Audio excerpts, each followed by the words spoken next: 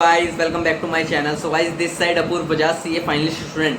तो गाइस क्या आप जानते हैं कि डेप्रिसिएशन जो हम कंप्यूट करते हैं उसको हम इनकम टैक्स एक्ट में कैसे ट्रीट करते हैं और अकाउंटिंग टर्म्स में कैसे ट्रीट करते हैं? अगर नहीं तो इस वीडियो को एंड तक ज़रूर देखें, जिसमें आपको पूरी क्लैरिफिकेशन मिल जाएगी कि इनकम टैक्स एक्ट में हम डेप्रिसिएशन को कैसे कंप्यूट करते हैं और अकाउंटिंग टर्म्स में डेप्रिसिएशन को कैसे ट्रीट किया जाता है। तो गाइस वीडियो शुरू करने से पहले जो भी चैनल पर फर्स्ट टाइम आए हैं, चैनल को सब्सक्राइब और बेल आइकन को प्रेस करना बिल्कुल मत भूलें। तो गाइस आइए शुरू करते हैं बिना देरी करें। चलो भाई देखो अब मैं क्या करता हूँ। सबसे पहले हम जानेंगे कि अकाउंटिंग टर्म्स में डेप्रिसिएशन का ट्रीटमेंट किस तरह से किया जाता है, जिसको हम जानेंगे दो स्टेप्स में। इसमें से पहले हम जानेंगे कि कंप्यूट किस तरह से किया जाता है डेप्रिसिएशन और उसका ट्रीटमेंट कहाँ कहाँ किया जाता है अकाउंटिंग टर्म्स में। तो कंप्यूटेशन के केस में अकाउंटिंग में दो मेथड्स प्रोवाइड किए गए हैं जो कि मोस्ट इंपॉर्टेंट है और मोस्ट कॉमन मेथड्स हैं। इसमें सबसे पहला मेथड आता है स्ट्रेट लाइन मेथड और दूसरा written down value method. Take an example जिसमें हमारी एसेट की कॉस्ट ₹5 लाख है और ऑर्गेनाइजेशन हमारी रेट ऑफ डेप्रिसिएशन 10% यूज़ कर रही है। तो उस सिनेरियो में अगर हम स्ट्रेट लाइन मेथड फॉलो कर रहे हैं तो हम एवरी ईयर 5 लाख रुपीज़ जो हमारी एसेट की कॉस्ट है उसका 10% चार्ज करेंगे। और अगर हम return down value method use कर रहे हैं तो फर्स्ट ईयर में 5 लाख रुपीज़ का 10% हम चार्ज करेंगे विच इज़ 50,000। सेकेंड ईयर में जो रिटर्न डाउन वैल्यू मेथड आएगी which is after deduction of this 50,000 rupees which is 4,50,000, तो उसका हम 10% चार्ज करेंगे। जिसका मतलब ये होता है कि हर साल जो हमारी रिटर्न डाउन वैल्यू मेथड आएगी उसके ऊपर हम डेप्रिसिएशन चार्ज करेंगे। डेप्रिसिएशन को कंप्यूट करने के बाद अब बारी आती है कि इसका ट्रीटमेंट कैसे किया जाता है अकाउंटिंग टर्म्स में। तो सबसे पहले तो हमें इसकी एक जर्नल एंट्री पास करनी पड़ती है which is depreciation account debit to asset account, और उसके बाद हम इसे शो करते हैं अपनी फाइनेंशियल स्टेटमेंट्स में, जिसमें प्रॉफिट एंड लॉस अकाउंट में हम डेप्रिसिएशन चार्ज करते हैं कि कितना डेप्रिसिएशन हमारा चार्ज होगा इस साल का। और उसके बाद बैलेंस शीट में जो भी रिटर्न डाउन वैल्यू आती है एसेट की, तो एग्जांपल में जैसे कि हमने देखा था कि ₹5 लाख हमारी एसेट की कॉस्ट है और स्ट्रेट लाइन मेथड के थ्रू हर साल हमारा 50,000 का डेप्रिसिएशन आता है।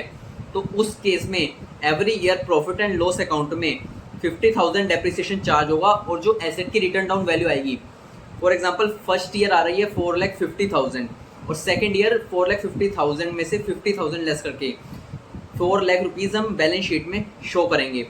डाउन वैल्यू मेथड के थ्रू ट्रीटमेंट तो हमारा सेम ही होगा फाइनेंशियल स्टेटमेंट्स में, बट उस केस में लेट्स टेक एन एग्जांपल कि जिसमें हमने एसेट की कॉस्ट 5 लाख रुपीज़ ली थी और हमारा डेप्रिसिएशन का रेट 10% आ रहा था।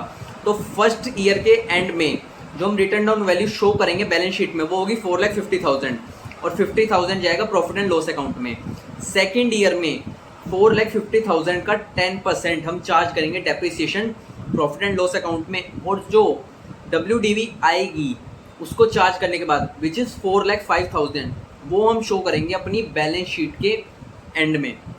तो गाइस अब हम जानेंगे कि इनकम टैक्स एक्ट के अकॉर्डिंग डेप्रिसिएशन का ट्रीटमेंट किस तरह से किया जाता है और उसको कंप्यूट किस तरह से करते हैं हम।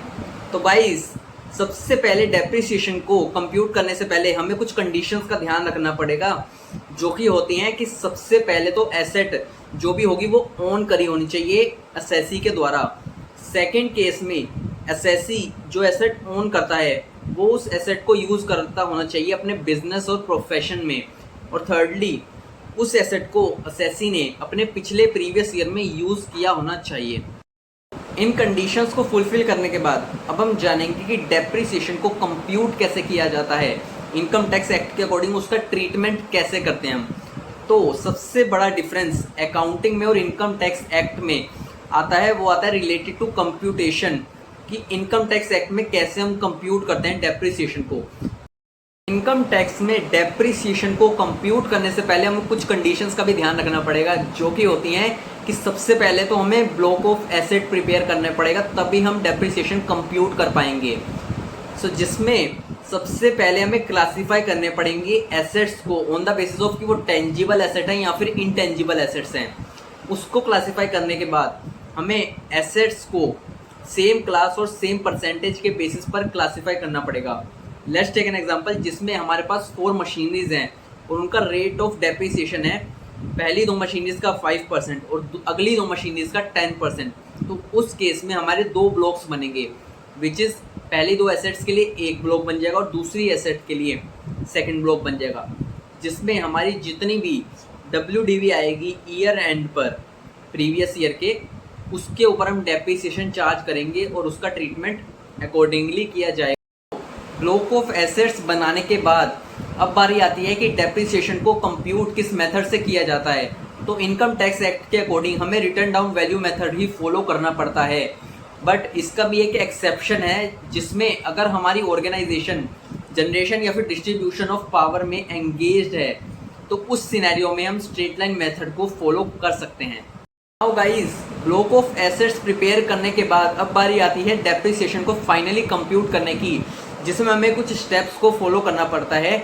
जिसमें सबसे पहले तो हमें ईयर एंड पर क्लोजिंग WDV निकालनी पड़ती है हर एक ब्लॉक ऑफ एसेट की, जिसमें जो हमारी ईयर के बिगिनिंग में जो ओपनिंग WDV होती है उसमें हम जितनी भी हम एसेट्स एक्वायर कर रहे हैं ड्यूरिंग द ईयर उनको हम ऐड करते हैं और जितनी भी एसेट्स हम सोल्ड करते हैं उनको हम लेस करते हैं, और जो फाइनल क्लोजिंग WDV आती है उसके ऊपर हम रेट ऑफ डेप्रिसिएशन चार्ज करते हैं, जिसमें इनकम टैक्स ने स्पेसिफिक रेट्स भी प्रोवाइड कर रखे हैं हर एक ब्लॉक ऑफ एसेट के लिए।